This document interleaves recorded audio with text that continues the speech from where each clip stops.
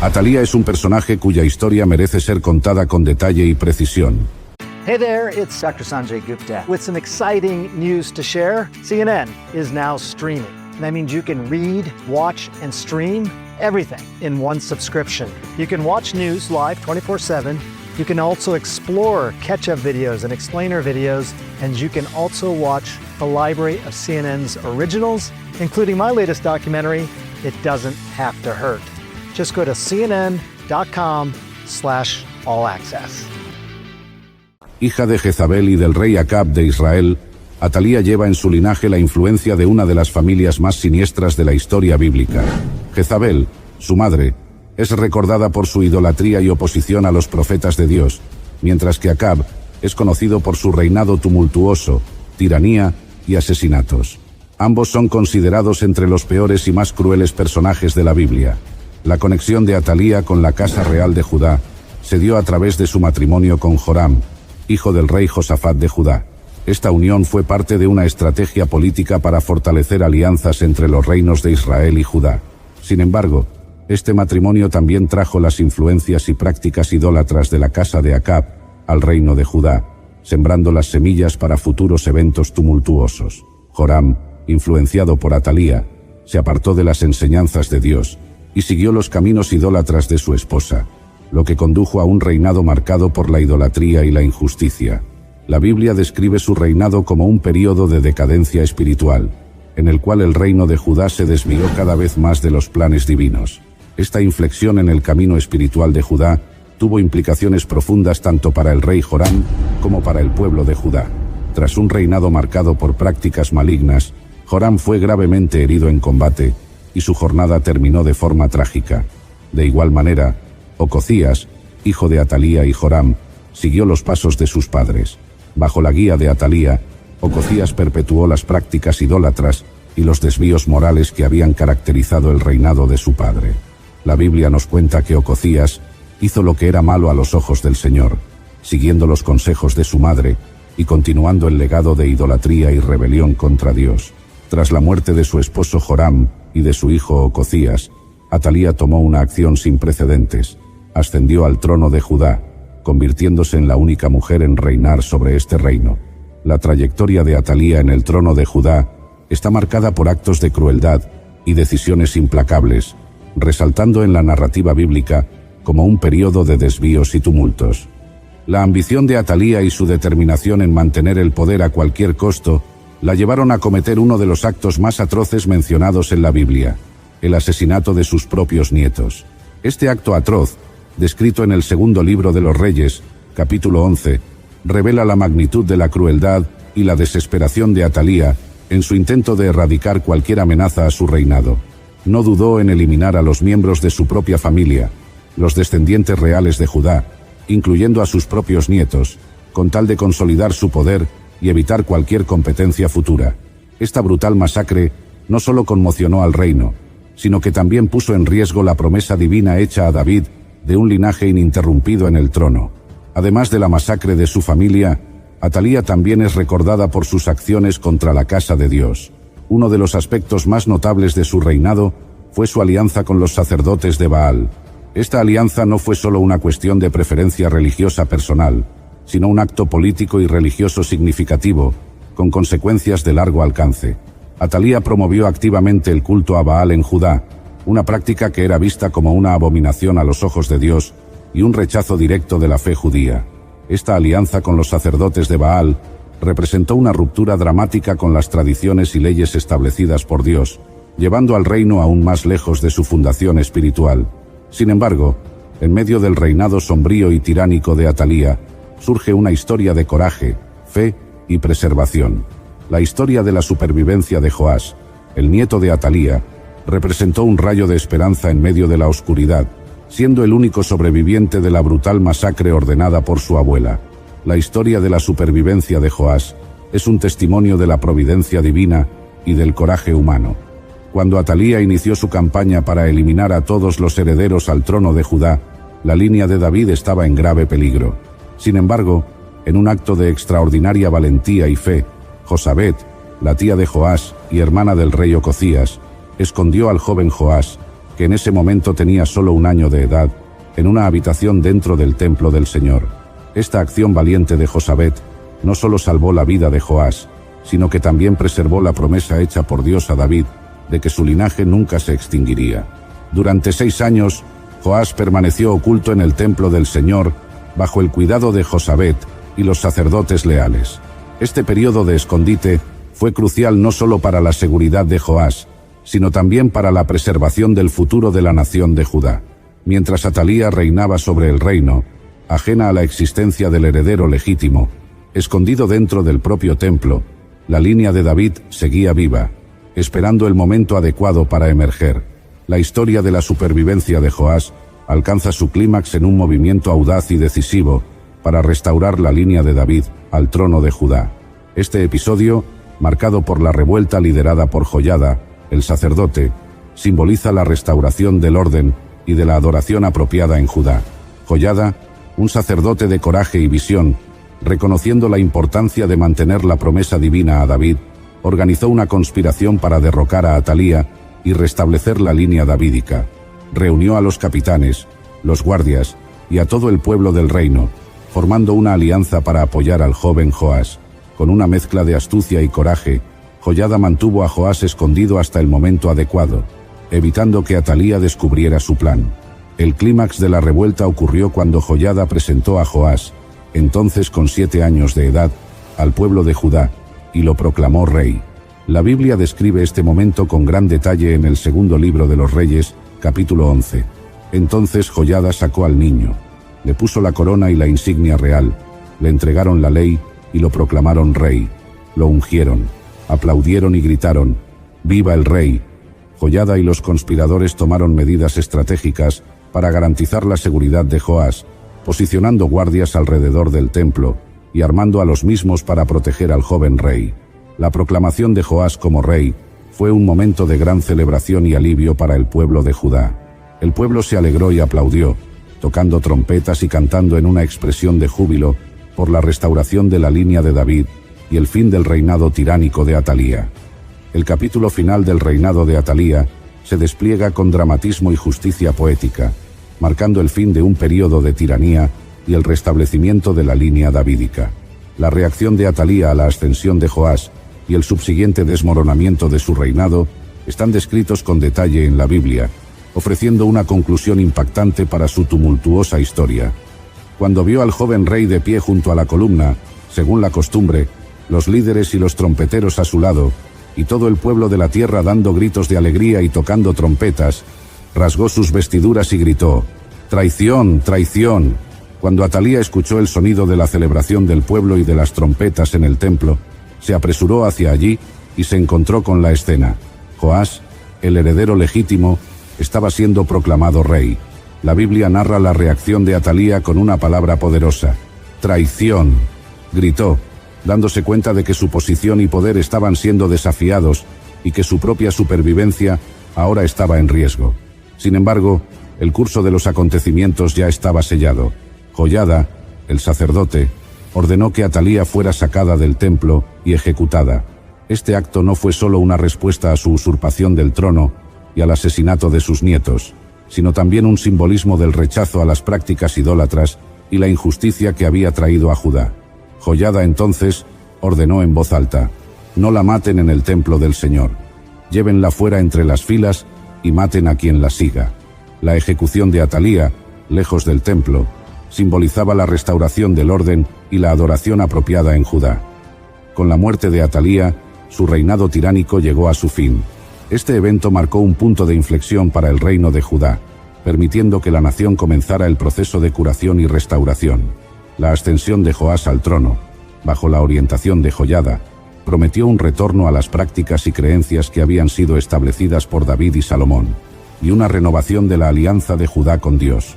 La historia de Atalía nos enseña sobre las consecuencias devastadoras de desviarse de los caminos de Dios.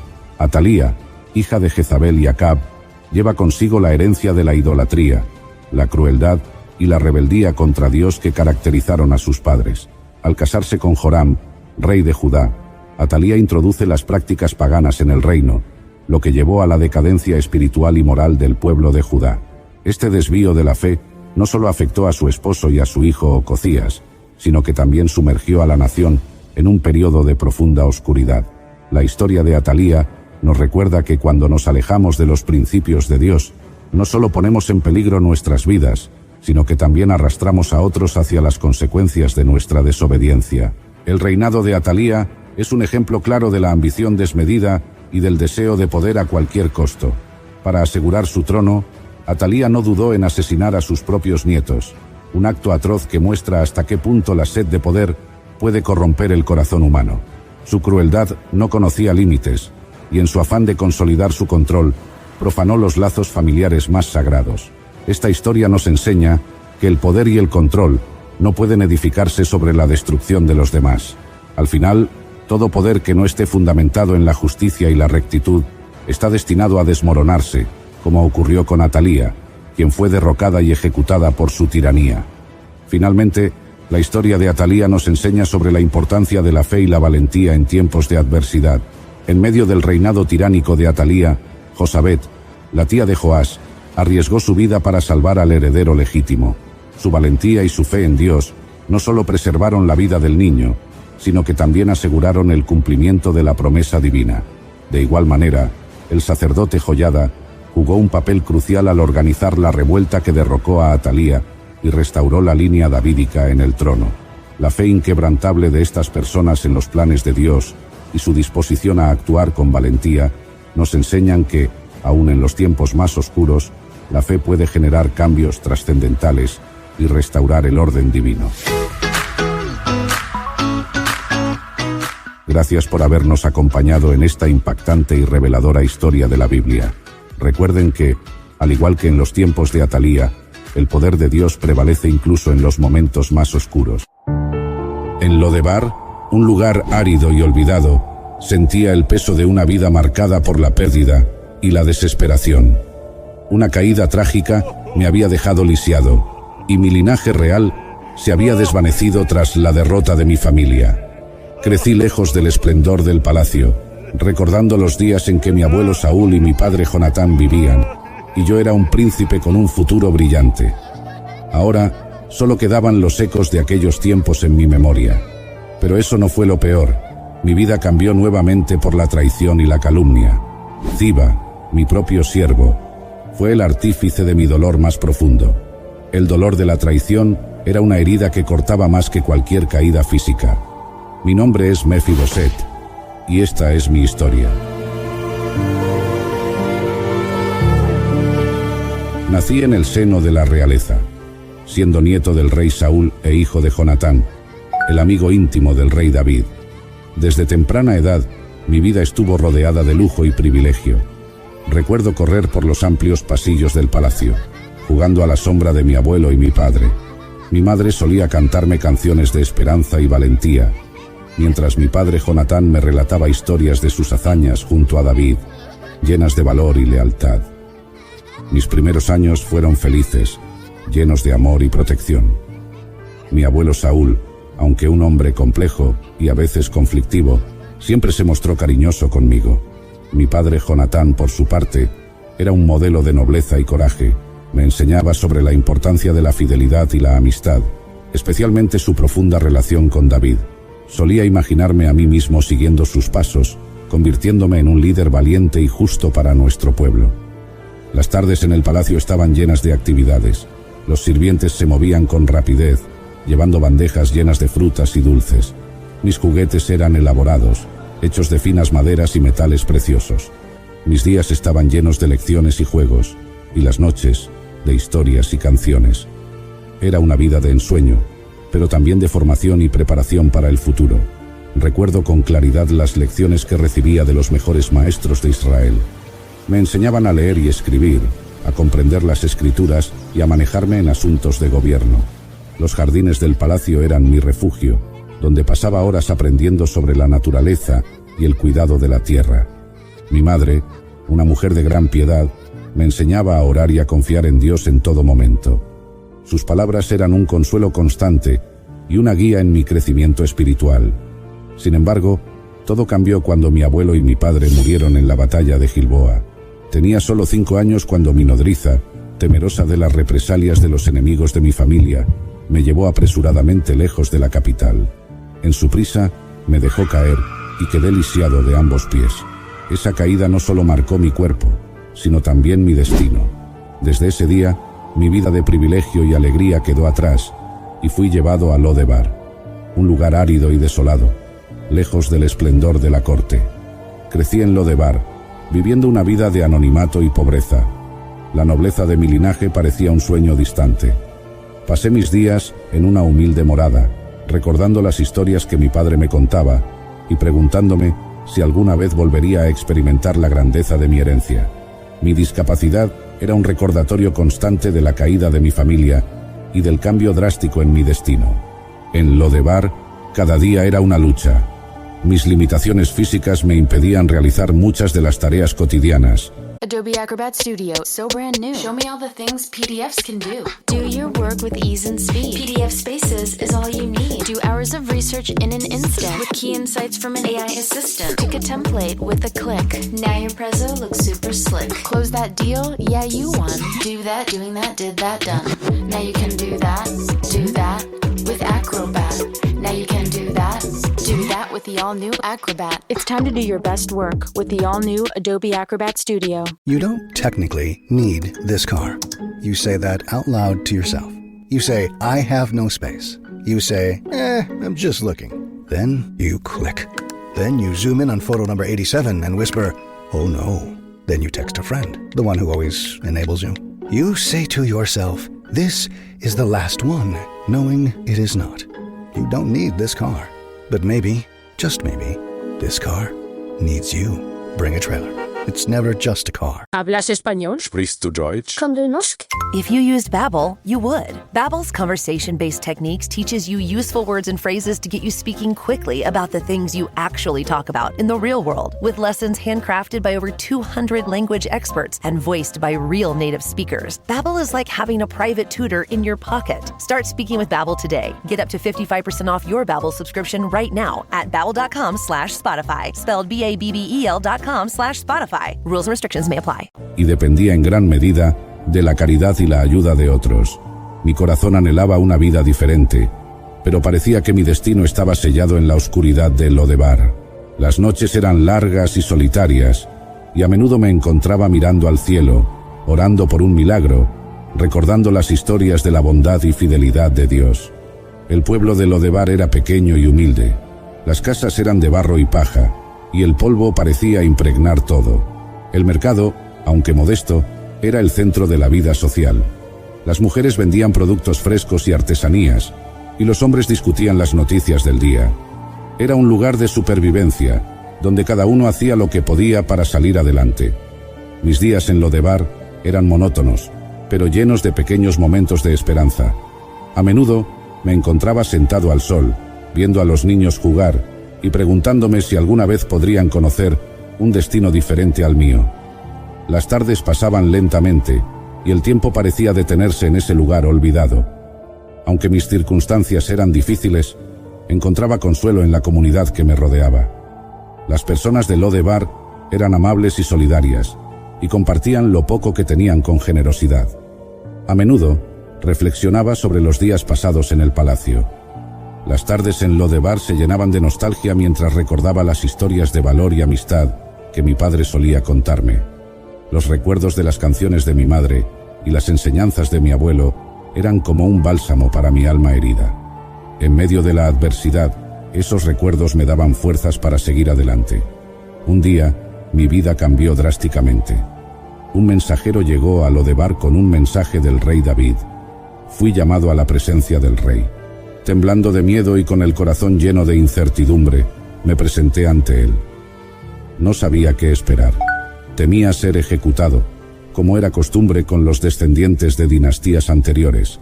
Pero David, con ojos llenos de compasión, me dijo: no tengas miedo, porque ciertamente te mostraré bondad por amor a tu padre Jonatán. En un instante, mi vida dio un giro inesperado. Pasé de ser un lisiado olvidado a ser exaltado por los méritos de mi padre. David no solo me mostró misericordia, sino que también me devolvió todas las tierras de mi abuelo Saúl y me permitió comer siempre a su mesa, un honor reservado para los miembros más cercanos de la familia real. Ziba, un antiguo siervo de Saúl, fue designado para trabajar mis tierras, asegurando que tuviera sustento y riqueza.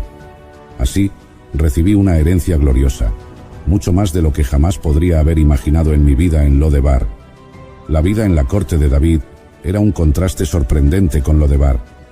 Las suntuosas comidas, la compañía de nobles y el constante bullicio del palacio me hicieron sentir como si estuviera en un sueño. David me trataba con amabilidad y respeto, recordando siempre su amistad con mi padre. Me sentía honrado y profundamente agradecido, pero también abrumado por la repentina transformación de mi vida. La rutina diaria en la corte era un mundo nuevo para mí. Me despertaba temprano, con los primeros rayos de sol filtrándose a través de las ventanas de mi nueva morada. Los sirvientes se aseguraban de que tuviera todo lo necesario, desde ropa elegante hasta los mejores alimentos. Desayunaba en compañía de los nobles, escuchando sus conversaciones sobre política y alianzas. Aunque me costaba acostumbrarme a este nuevo entorno, me esforzaba por aprender y adaptarme. A menudo, pasaba las tardes en los jardines del palacio, reflexionando sobre mi vida y orando por sabiduría. Los jardines eran un refugio de paz, llenos de flores coloridas y fuentes de agua cristalina. Me sentaba en un banco de piedra, observando a las aves y dejando que la brisa suave acariciara mi rostro. En esos momentos de tranquilidad, sentía la presencia de Dios y su guía en mi vida. Las noches en el palacio eran igualmente impresionantes. Las cenas se servían en un gran salón, adornado con candelabros dorados y tapices elaborados. Los banquetes eran abundantes, con una variedad de platillos que nunca había imaginado. Me sentaba junto a David, escuchando sus relatos de batallas y su visión para Israel. Aunque mi lugar en la mesa era un honor, me sentía humilde y agradecido por cada momento. A pesar de mi exaltación, viví una vida de humildad y abnegación. Cuando Absalón, el hijo de David, se rebeló contra su padre, David tuvo que huir de Jerusalén. Debido a mi discapacidad, no pude acompañar al rey. Sin embargo, mi corazón estaba con David, y me negué a cuidar mi apariencia durante su ausencia, mostrando mi lealtad y dolor por la situación del rey. Pasé esos días en oración y ayuno, esperando con ansias el regreso del rey y el fin de la rebelión. Durante la rebelión de Absalón, Ziba, mi siervo, aprovechó la situación para calumniarme. Ziba engañó a David, diciéndole que yo había decidido quedarme en Jerusalén con la esperanza de que la casa de Saúl fuera restaurada al trono. David, sin tiempo para investigar la verdad, le otorgó a Ziba todas mis propiedades. Así, fui expuesto a la persecución y a la calumnia, sufriendo por la traición de mi propio siervo. La traición de Ziba fue un golpe devastador. El hombre en quien había confiado me había vendido por su propio beneficio. Las propiedades que David me había otorgado se esfumaron en un instante. Mis días volvieron a ser oscuros, llenos de incertidumbre y dolor. Sentía una mezcla de ira y desesperación, pero también una profunda tristeza por la traición de alguien cercano. Cuando David finalmente regresó a Jerusalén después de la muerte de Absalón, salí a recibirlo. Mi aspecto descuidado, con barba crecida y ropa sin lavar, demostraba mi dolor y lealtad durante la ausencia del rey. Expliqué a David la verdad sobre Ziba y su calumnia. David, conmovido por mi sinceridad, decidió dividir las propiedades entre mí y Ziba.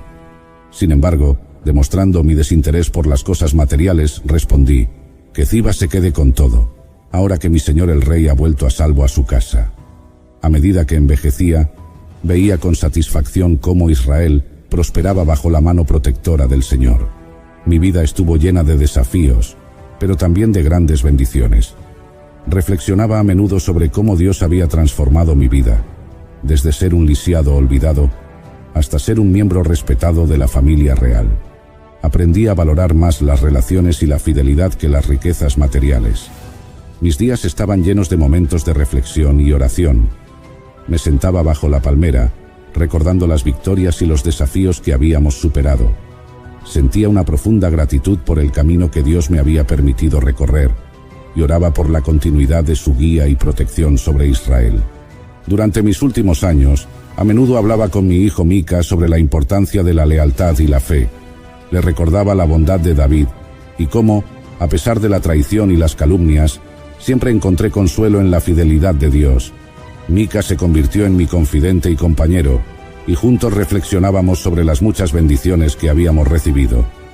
Recuerdo vívidamente las reuniones familiares donde todos nos sentábamos alrededor de la mesa, agradeciendo a Dios por su provisión y protección. Eran momentos de profunda conexión y amor, donde la gratitud y la humildad se entrelazaban. Cada día era un recordatorio de la gracia inmerecida de Dios y de cómo había transformado nuestras vidas. La vida me enseñó que la gracia inmerecida, la restauración y la lealtad son dones preciosos. Aunque nací en una familia real, experimenté el sufrimiento y el olvido. Sin embargo, fui recordado por un pacto y exaltado por los méritos de otros. Recibí una herencia gloriosa, viví en abnegación durante la ausencia de mi rey y soporté persecución y calumnias. Pero en todo, mi corazón permaneció leal y agradecido, regocijándome más en la presencia de mi Señor que en las riquezas materiales. Mi historia es un recordatorio de que, aunque podamos enfrentar sufrimiento y traición, la gracia de Dios y la fidelidad a nuestros pactos y promesas pueden transformar nuestras vidas de maneras inimaginables. Espero que mi vida y mi historia sirvan de inspiración para todos aquellos que enfrentan dificultades y adversidades, que encuentren en mi ejemplo la fuerza para seguir adelante, confiando en la bondad y fidelidad de Dios, porque al final, lo que realmente importa no son las riquezas materiales, sino la paz y la satisfacción que encontramos en la presencia del Señor. Mi nombre es Mefiboset, y esta ha sido mi historia. En Lodebar, sentía una soledad abrumadora que me hacía cuestionar mi valor y propósito. El dolor de la traición de Ziba era una constante en mi corazón, un recordatorio de que incluso aquellos en quienes más confiamos pueden fallarnos. Sin embargo, también aprendí a reconocer la fidelidad de Dios en medio de mis dificultades. En las noches solitarias, me aferraba a las promesas de mi madre, quien siempre me decía que Dios nunca nos abandona. El día que llegó el mensajero de David, mi corazón se llenó de una mezcla de temor y esperanza. Recuerdo haber mirado mi reflejo en el agua de un pozo cercano, viendo a un hombre marcado por el sufrimiento, pero también por una resiliencia que ni siquiera yo sabía que poseía. El viaje de Lodebar a Jerusalén fue una experiencia transformadora. Mientras los paisajes áridos se convertían en campos fértiles y ciudades bulliciosas, sentí que mi vida también se movía hacia un futuro incierto pero prometedor. Al llegar al palacio, el lujo y la opulencia eran abrumadores. Los recuerdos de mi infancia volvieron a mí con fuerza. Las risas, las canciones, las enseñanzas de mi padre, todo parecía regresar en un torrente de emociones. Al ver a David, un hombre a quien siempre había admirado por su justicia y compasión, mis miedos comenzaron a disiparse. Sus palabras de bondad y misericordia fueron como un bálsamo para mi alma herida. La primera noche en el palacio, apenas pude dormir. Las sábanas de lino fino, la suavidad de la cama, todo era un contraste con la dura realidad de Lodebar. Me desperté varias veces, temiendo que todo fuera un sueño del que pronto despertaría. Pero cada mañana, al ver el rostro amable de David y escuchar sus palabras de aliento, supe que mi vida había cambiado para siempre. La relación con David se fortaleció con el tiempo. Compartíamos largas conversaciones sobre el pasado, el presente y el futuro de Israel. Él me hablaba de su amor por mi padre Jonatán, de su lealtad inquebrantable y de las promesas que se habían hecho. Sentía una conexión profunda con él, no solo como rey, sino como un amigo que honraba la memoria de mi padre en todo lo que hacía. Con el tiempo, comencé a tomar responsabilidades en el palacio. Ayudaba en la administración de las tierras que David me había devuelto, asegurándome de que fueran bien gestionadas y productivas. Ziba, aunque había sido un traidor, siguió trabajando en las tierras y mantuve una relación profesional con él.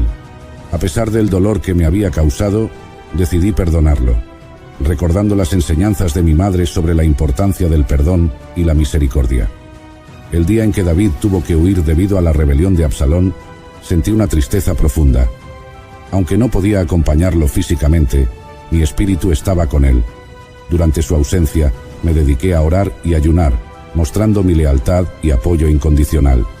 Fueron días de gran prueba, pero también de crecimiento espiritual. Mi relación con Dios se profundizó, encontrando en Él consuelo y fortaleza. Cuando David regresó, mi corazón se llenó de alegría.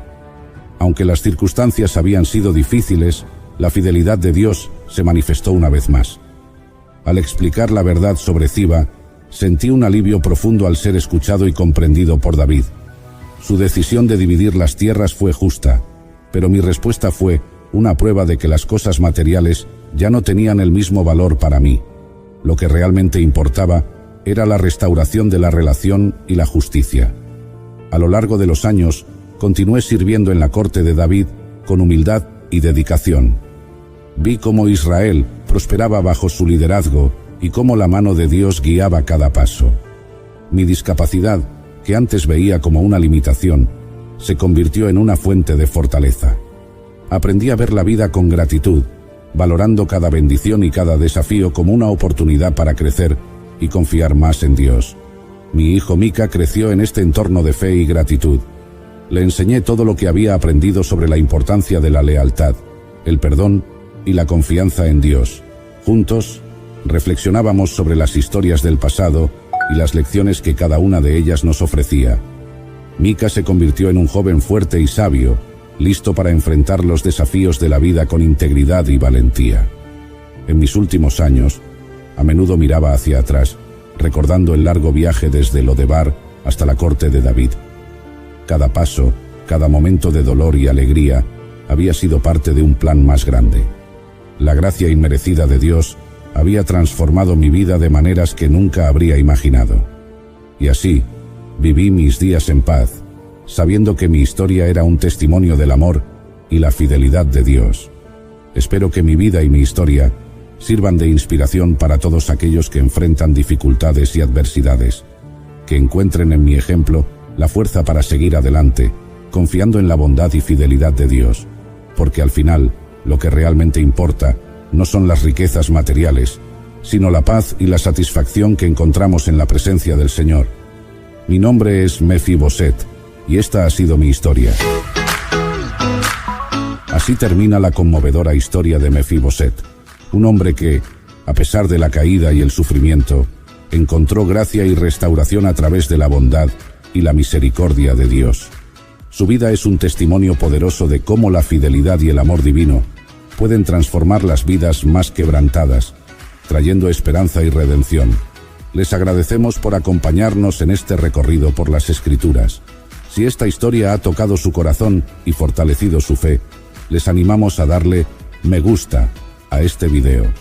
No olviden suscribirse al canal y activar la campana para estar al tanto de nuestras próximas historias sagradas, llenas de valiosas enseñanzas y esperanza, que esperamos sean una gran bendición para ustedes y sus seres queridos. Hasta la próxima. Bendiciones. Once upon a mundane morning, Barb's day got busy without warning. A realtor in need of an open house sign. No, 50 of them, and designed before 9. My head hurts. Any mighty tools to help with this plight? Aha! Barb made her move. She opened Canva and got in the groove. Bulk creating Canva sheets. Create 50 signs fit for suburban streets. Done in a click, all complete. Sweet! Now, imagine what your dreams can become when you put imagination to work at Canva.com.